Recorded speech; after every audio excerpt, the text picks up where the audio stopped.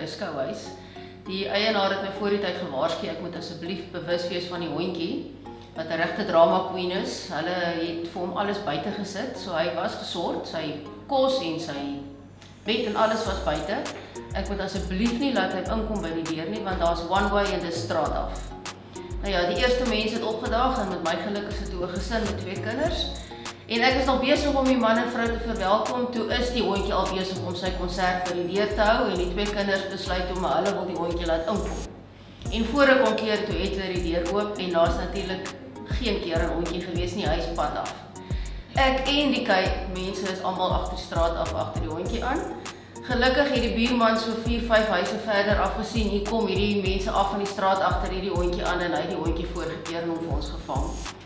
Noodloos om te sê, die mense is baie vinnig daar weg en ek en die eienaars het daarom gelukkig lekker gelag na die tyd. Die goue reël in estate estates is altyd location, location, location.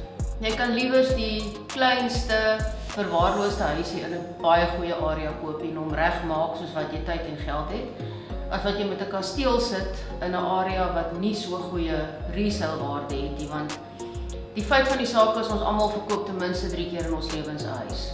So jy wil definitief 'n winsie maak op daai huis wat jy gekoop het. So beslis location, location, location. Eerste keer kopers kan deesdae kwalifiseer vir 'n 100% lening, sowel as hulle kostes. My raad sou wees, gaan na Bond Originator toe, kry 'n pre-approval, vind uit waarvoor is jy gekwalifiseer en dan gaan kyk jy na jou budget.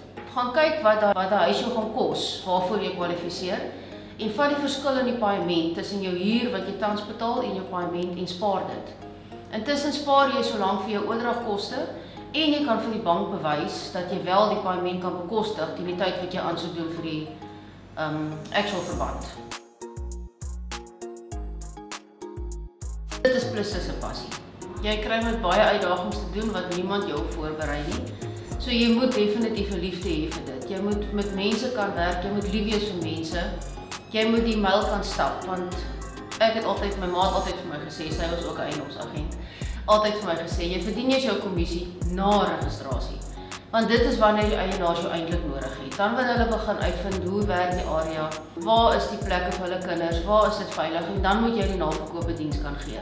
En jy moet regtig van mense hou om dit te kan doen. As jy nie 'n passie het vir eiendomme nie, kan dit 'n uitdagende beroep raak.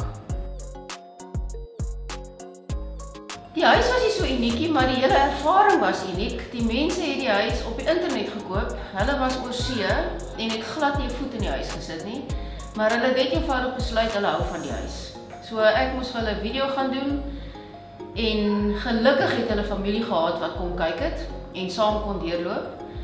En met my geluk, en ek is baie dankbaar, het hulle definitief van die huis gehou en hulle is tot vandag toe nog ongelooflik gelukkig in hulle huis. So dankie Dok daarvoor, maar dit was nogal 'n redelike hair-raising ervaring.